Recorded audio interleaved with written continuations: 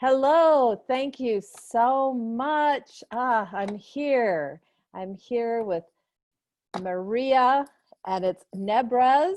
Want to make That's sure right. that I say that right. And Yes. welcome, and thank you so much for allowing me to interview you and share your gifts and your magic to the world. So, Thank you for this time. I appreciate it. no problem. So I just want to read your bio so people can get an idea of who you are and what you're all about. So Maria is the founder of MPCS Inc. with the factor of. She is an international best-selling published author of Love and the Highly Engaged Team, which I love because as a previous corporate executive, I was all about team building, and it was all about, I know that teams are the best way to really get anything done. So I love this. I'm anxious to hear all about it. Oh, that's fantastic. That's She is great. a certified trainer of Jack Canfield's Success Principles, and most of us know who Jack Canfield is. And she's an authentic success coach, blending her expertise in human relations, human resource management, and personal success development for motivated individuals to realize their true leadership for abundance. We love abundance in soulful business and life. Maria has been assisting of people and businesses, both profit and not-for-profit, transform their lives and their organizations for over 25 years. She looks way too young to be having done this for over 25 years. It's working well for her. She's in her zone. She has successfully led and facilitated many transformational programs for employee relations and engagement, performance, success management, business and personal transitions.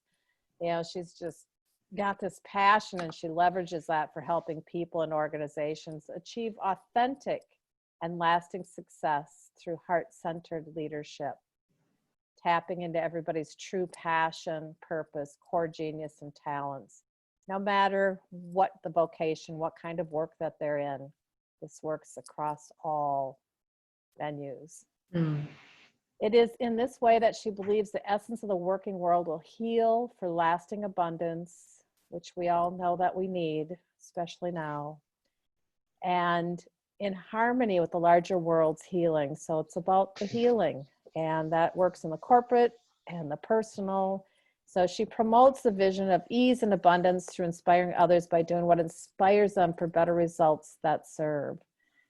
She has worked across all paths. We're talking healthcare, financial services, pharmaceuticals, management consulting, technology, food and beverage, research and development, and the public sector. So she has a wide variety of information here. So I'm really excited to learn more about that. And Maria, I'm going to put it when I post these videos, but her website is www.factorof.com. And so I'll make sure that I post her contact information for you. So Maria, wow. I mean, you know, you have a very accomplished life that I can see from just your bio. So Yes. wow. So tell me, how did you get started in this? It's interesting because I got started from having moved to Canada as a young girl. At the age of 6, my parents decided to relocate us from the Philippines, which is my native land, to Canada, the land of opportunity.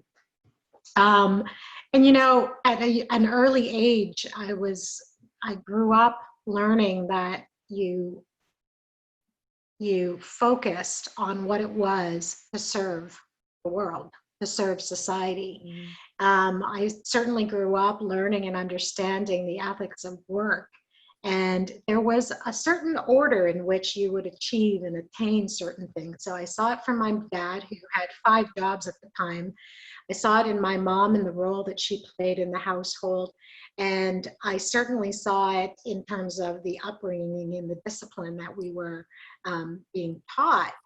And then at a certain age, I grew to learn more and more within a new culture, which was the North American way, that, you know, I had more opportunities. I had more opportunities than just being in the house. I witnessed my mom. She loved what she did, but I wanted more because I was, one of 4 children, the only girl.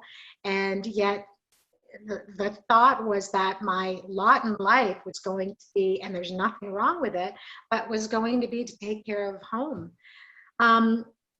The culture of North America was totally different from the culture that was being, instilled in me in my childhood, which was it's okay for you to, stay at home and take care of family. I wanted something a little bit more. So I ended up going through my education and then finding that I had this natural love for being with people. I'm not much of an extrovert, but I certainly love people. And so I fell into sociology, which I ended up really loving, landed in human resources, and then the story began of my life. I love to help individuals really around the reason why I like sociology is it is the study of the psychology of what motivates people to do what they do in relation with other people. And that fascinated me. Human resources at the time presented for me that right training ground. So I naturally fell into it, manifested it, I suppose you would say. And I haven't looked back since, except that it grew my interest more and more for how could I serve more in a larger capacity. And that kind of landed me into the work that I did with Jack Canfield. I experienced in the corporate world this thing that I believe a lot of people go through, which is burnout, and not quite knowing how to perform and still be highly engaged. So when I talk about leadership issues around engagement, which fascinates me, it isn't leadership from a role function standpoint so much as it is leadership from a universal standpoint. And who actually owns it is every single individual. So I have that passion to want to share that message, and with whatever truth that I have from the experiences that I gained. I dealt with my burnout from having transformed myself from personal development. And I swear by personal transformation work. When you do your inner work, everything external to you starts to make a lot more sense and a lot easier. Because really, the challenges that we face is really around the relationships between individuals, right? So that's part of why I felt that I was in a position to be able to pivot myself after having earned my stripes of really understanding process and structure, the structures we create, and then how do we play within that structure, and how do we allow for the malleability that really life is all about. So would it really matter if we were talking about the workplace? Not necessarily. It's really about you, the common denominator, and the environment you choose to enter. So that brought me to this big aha moment after having done my personal transformation work and deciding that I was going to go through my first big breakthrough was opening up my own practice at a very young age and deciding no matter what anybody told me, no, you still need more years. Well, that was 17 years ago. And I took that leap of faith and I trusted myself. And 17 years later, I went through major milestones of wanting to achieve one breakthrough after another. And I called the shots on it. And I'm so proud of it that I really want to share with individuals who have the same spark and spirit to really understand what it is and what it takes that's inherent in all of us. So I had to obviously prove that point. And that's what inspired me deeply to write my first book. Wow. And, Wow. Just amazing. And you just shine.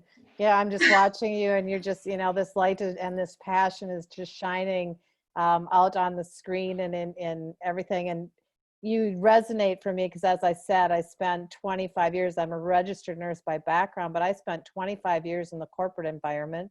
The last many years, probably half of my career in executive roles.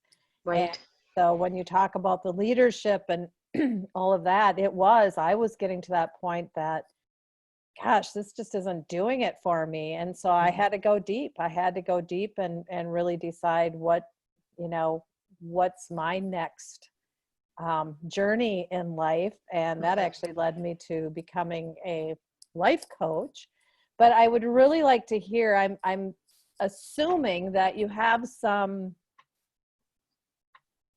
steps or something. How do you, when you're working with individuals and organizations, what are the key components of starting to do that inner work, would you say? Yeah. So my book is really centered around, because everyone seems to want a system and everyone seems to want a process. And certainly it does help in terms of knowing that it could be as simple as, really the reason why we have process and frameworks is so that we can do something repetitively, and there is value to the repetition because it creates a sense of discipline, right? It's a sense of habit.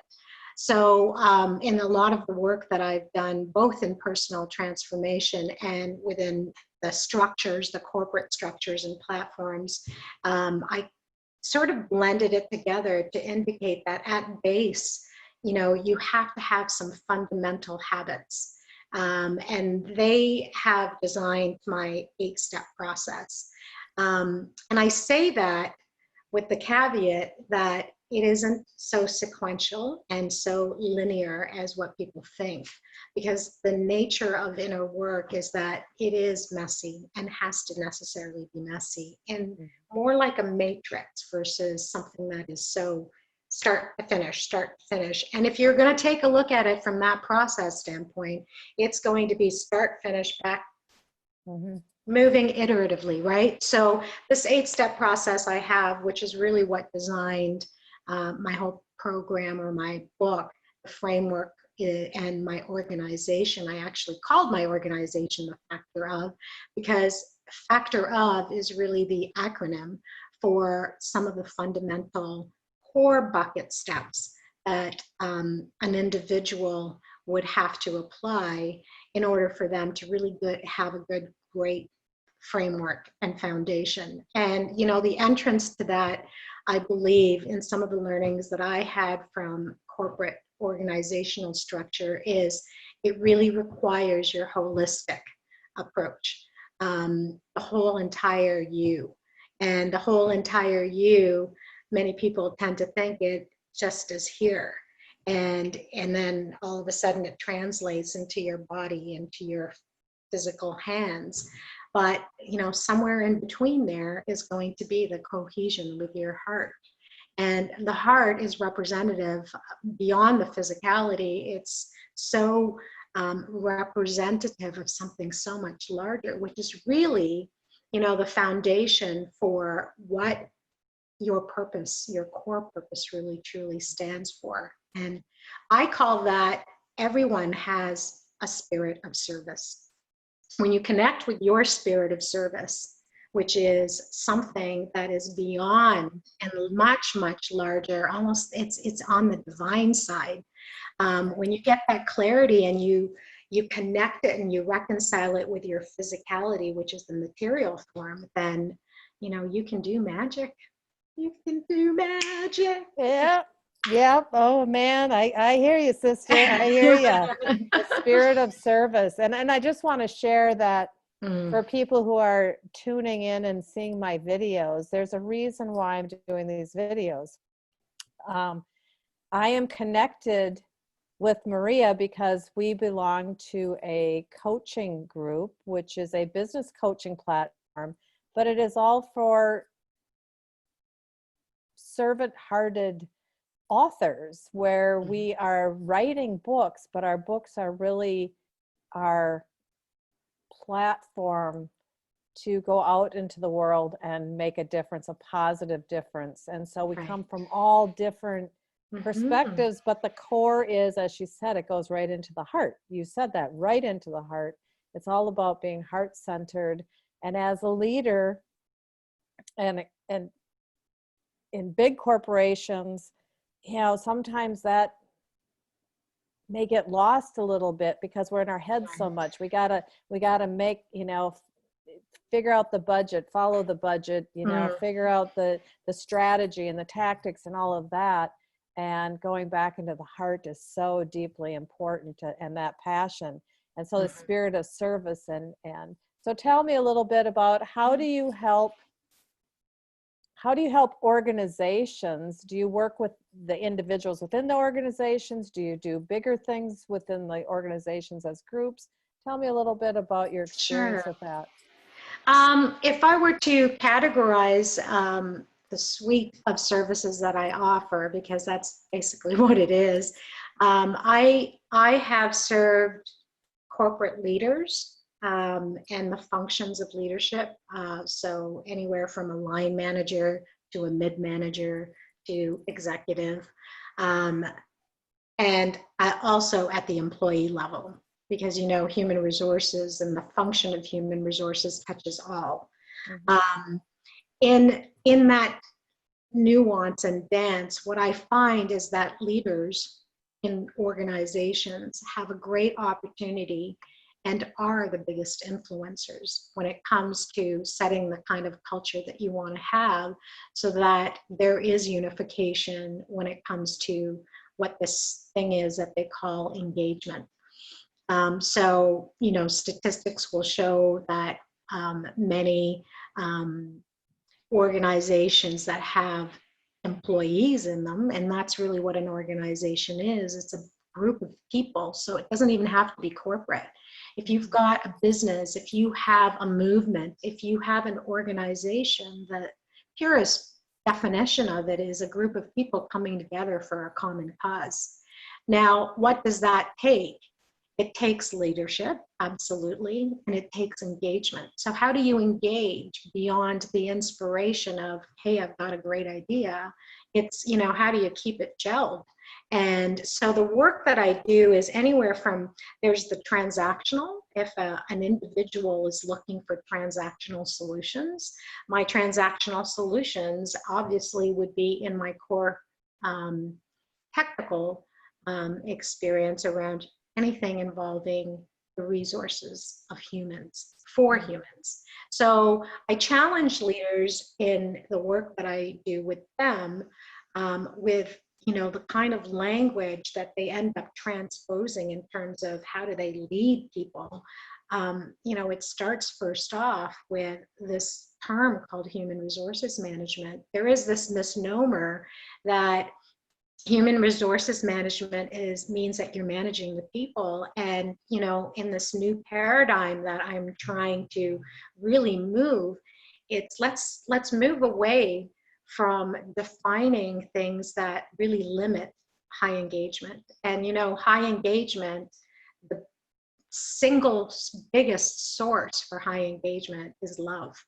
And when you love and you are able to translate that down into organizational across multiple people for a common cause, it isn't about managing them. It's about what you're managing are the resources that support humans. So a lot of the work that I do with leaders is really understanding that their intentionality or their intentional approach to the kind of culture that they really are committed with. And part of that commitment has to start, in fact, all of the commitment must start from within. So it must start from the leader. So I do a lot of work with the leader to make sure that their vibration and their ripple effect is, you know, that whole term in corporate, you know, can you walk the talk and can you talk the walk? And that is, you know, directed at the leader. And then what are you modeling out so that you're also encouraging folks to do that?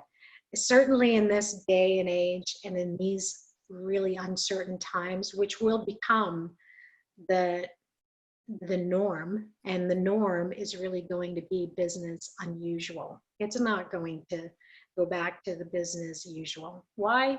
Because we've been gifted with so many lessons in just, a mere 3-4 months now, right? Yeah. Things have changed dramatically. The face of organizations has changed dramatically. And I just love that. I just love that love. I hang on to my little crystal here, but that love is the center of this, because we don't think about that in organizations. But you're right. It doesn't have to be an organization. It's getting together and all being there for a common cause. And that's where we make a difference in the world. And everybody brings, I know for me, I always said I could walk away from my job and know that everything would just run so smoothly, because the people that I worked with, yes, in a structure, they reported up to me, but they didn't. We were a team. And so everybody brought their strengths, and so it was just so fluid. And so I was able to exit gracefully, and everything still is just flowing just beautifully. And, that's what it's all about. It's, so I wanted to go too. There was something that you had written in it. We had kind of communicated a little bit back and forth, but talk to me a little bit about compassion fatigue. You had used that term, and I thought, I just really love that term, and I'd like to hear your perspective on that. And how do we bring that to people, in not only into their homes and into their own hearts, but into the workplace? And what does that mean? Right. So certainly I find that in many organizations, when you're faced with having to help other people in their own grieving or trauma, and that happens in the workplace as well. Certainly, I've had and I've experienced many leaders going through their burnout. Even in the healthcare sector, let's say, I'm reminded of some of the physicians and the nurses who have experienced that compassion fatigue because of the kind of work that they do. But certainly a leader goes through that as well when they're leading individuals who are facing mental health issues. Mental health issues, by the way, isn't necessarily just reserved for people who are clinically diagnosed something. It's when, something disruptive at a personal level is affecting an individual, and you still need them to perform. So how do you deal with the compassion fatigue? Is having that dance and that conflict where a leader doesn't know what to do. They're experiencing it, and they're feeling the vibration of the individual's grief or trauma, the effects of those base emotions. So we do a lot of work in terms of understanding what is compassion first off. But in the end, compassion requires, to give it requires having a full supply for yourself. And so I help to navigate my clients to really remembering and putting in place their tools around self-care, because self-care should really be translated into soul care. Because when you're doing self-care, there's that, the essence of the spirit of service, the spirit of work does not come from your hands. It's from your essence. And compassion happens to be one of them. So when an organization commits to putting at the business table the value of love, you get certain attributes and the demonstration of certain attributes that will deplete from your essence. And compassion just happens to be one of them. I'm not sure in the United States, I believe you guys have, and I'm using an example. In Canada, they instituted laws for protecting and providing support programs for violence in the workplace. which included domestic violence. And I think what the reason for it was because an individual would enter a workplace and they had suffering issues like domestic violence and, the mental health issues that come across that, and the obligation of an organization. So that is already pretty highly emotionally charged. And then you get an employee who's experiencing it and a leader who's needing to manage that whole process. Compassion fatigue can occur. So self-care in general is really where would address certain fatigue at the emotional level that an individual would face. So I used compassion as one example. Certainly it wouldn't have to be something as, specific and as traumatic as that. It could also be that the organization is going through so much high change, and how do they deal with the emotional charges and the varying degrees of emotional attachments that maybe themselves are going through and their employees, right? So, but that's with everyone as well. Like when someone wants to start off a business and they're an entrepreneur and they're looking for, I don't really know what I'm going to do or what I'm supposed to do. It's a highly emotionally charged. And then, you think this individual is probably going through their own fatigue because they're not managing their emotions. And it's okay to manage your emotions. Now, emotional management doesn't mean you repress. So we go through that in terms of explaining that emotional intelligence factor comes into play as well. So we do talk about strategies around managing your emotions as part of that compassion fatigue mitigation. That's so beautiful. And as you're talking, I was just thinking a couple of different things with this whole idea of in the workplace. I remember at one point, one of my managers who reported to me was having some significant issues with her son. And it was very distracting for her, very challenging for her because of what he was going through. And so that's where we just needed to sit and to be the compassionate leader, to understand what she was going through, and knowing that, her team and what she needed to provide there in the organization was still important to her. So I was telling my daughter-in-law, I said, I remember her son needed to be transported to a treatment facility. And it was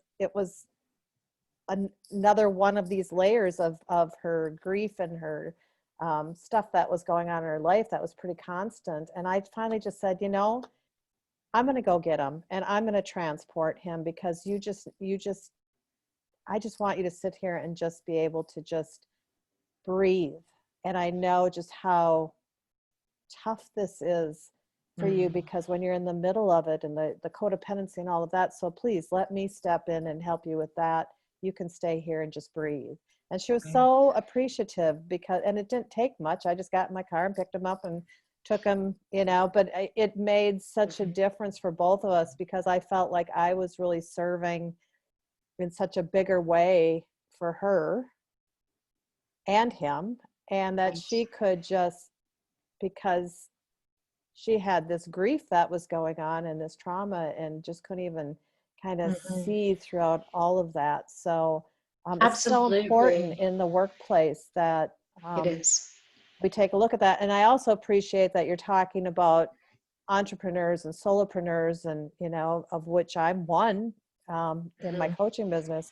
This is why we have coaches, right? Absolutely. This is why we do what we do, because Marianne Williamson, I'm in a group with her, and she'll say something like, you can't preach yourself. You can't, we as coaches even need coaches, because we need to understand that there is some compassion fatigue even going on with us, because we may be uncertain. We're not the expert of everything. And so that's one thing that I really want to get across here for everybody who's listening, You know, Mm-hmm. this is important. The people like Maria to bring into your organizations, even if you're a one-person organization, or if you're a large corporate organization, bringing in someone who really has an understanding of this bigger picture. And as executives and leaders in organizations, serving with your heart needs to come first. I mean, this is Oh what's going yeah, on in the world right now.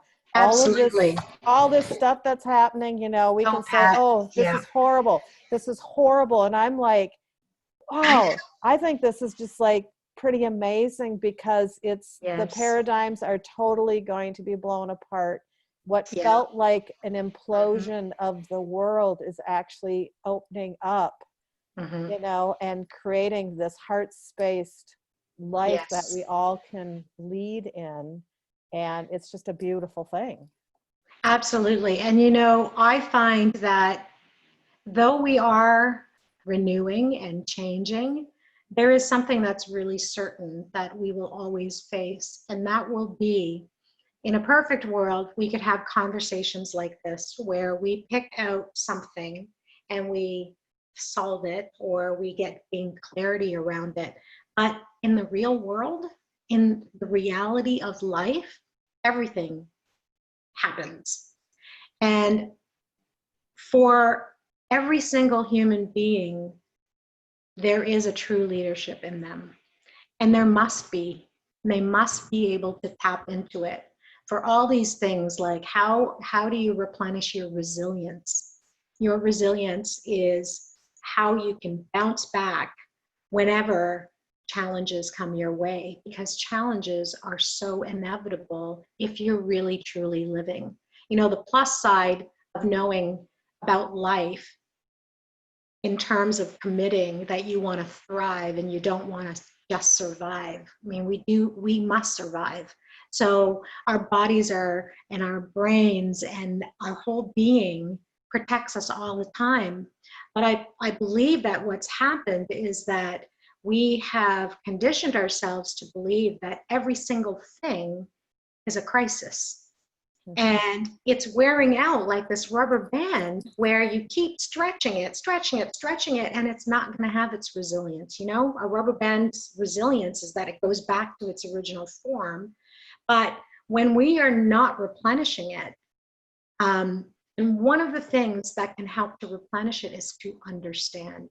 And to understand the kinds of supports, and that's through awareness. So awareness is a very big part of the coaching that we light workers and spiritual workers and any kind of health and wellness practitioner would highly recommend. It starts with a level of awareness. What are you aware of, and how are you going to be able to orchestrate your own levels of support because of the known? And the known is to thrive and to live in life in a thriving way. You have to understand that dilemmas will happen. A level of discernment is going to always happen where you're going to have to be pressured with choices to make, because you can't move forward without making choices. And so therein lies the whole dichotomy of being blessed with the fact that we have the capability of creating, we have the capability and will of being able to choose whatever comes our way. So why not maximize on it? And there is a way to it. And each of us in the work that we do, which is why what I love about this community of for a new paradigm of shifting for all of us, humanity, understanding what our source is for really healing the world. Like we all got that capability. Would require that understanding, you know, and sometimes you would need, absolutely, you can't do it alone. And that's the whole thing I love about the collective, right? You know, I must have spent in the last 2 to 3 years, I have invested big time on my continued ongoing transformation supports. And that's not something that anybody can determine for you, but you know, they can offer it to you. And this is this is why I love these types of platforms, and I truly appreciate that you welcomed me for this chat. Yeah. And I just want to say there's one thing that I just want to put out there. We talk about spirituality or going deep and into the spirit and the essence of who we are. And organizationally and in our jobs, and whether it's corporate or whatever, this is all part of it. We all are these divine human beings. So if you're in a corporate environment and it's like, oh, you can't be talking about that, or you're woo-woo, you're crazy because you've got this stuff, that isn't what belongs here. I call BS on that, because the only way that we're really going to survive and heal humanity, which is every one of our responsibility, is to tap into that wisdom that's within each of us, that heart-centered space, and allowing all of the people that we're in contact with to allow their hearts to shine and to share their beautiful wisdom, because this is how we learn, is through each other. And so it doesn't matter if it's the person working in the mailroom. It doesn't matter if it's the CEO at the helm, and everybody within that continuum. This is all about humanity, and it is about heart. So for the people that are watching, say, on my LinkedIn channel, and you're going, Pat, what are you doing? It's like, this is what you're stepping up to do here. This is the collective of so many of us that we're here to change the world, baby. We're here to change it in a great way, right? That's right. Yeah. And it will be, as with, and I take this from my experience within the corporate world, to run a business, there is, I'm not suggesting that there is no value for structure, because you definitely do need structure. You definitely need to have clarified roles of accountability and commitment. And when I say accountability, you need to understand the difference between responsibility and accountability as it pertains not to just to roles, but individuals, and there are so many simple ways. It's just a matter of whether or not all of us are willing to let go of what it is that we need to let go of. And that is the part of the journey and adventure that is so enriching for an individual when they do work with coaches in the spaces that we are in, which is really transformational. If you're afraid, and I'm saying this to the audience, if you're afraid of the word and it just kind of doesn't feel good with you because it's woo-woo, as you would call it, words like soulful or spiritual, then, call it what you want to call it. And the individuals that will help you through it, there is an understanding that when you go and choose for the right coach, that they understand your space first off, because we live in a time right now where it's both feet on two different paradigms. If you want to thrive, you have to understand that you're always both feet on two different platforms. There is the platform of what you know today, and there is the platform of what you want to have tomorrow. And when you are doing that dance, there are basic things that you are saying heaven yes or hell yes to committing. And make sure that you do the homework that you do. And the homework that you do, and that I'm speaking of, is that inner homework. The inner homework that if it resonates for you, if the person's dynamic resonates for you, then chances are explore it, because there is something to be said there, because it is essence that is aligning you both, Oh, well, thank you so much. We do need to get going here, but I just thank you so much, Maria, for sharing your essence. Oh, thank you. I wish I would have had you there many years ago when I was, doing my thing in corporate America and that type of thing. But your essence is beautiful. I appreciate what you're bringing to the world. And I hope that everybody else has an opportunity to look at this, and I will have all of Maria's information so that you can contact her. You can go to her website. You can, check her out. And just thank you so much. I appreciate this time. I really appreciate it. And you know what? Divine timing had it so that it was perfect that we were meeting today on this. And Absolutely. I'm grateful. Take care. All right. Bye-bye. Take care. Peace out. Peace.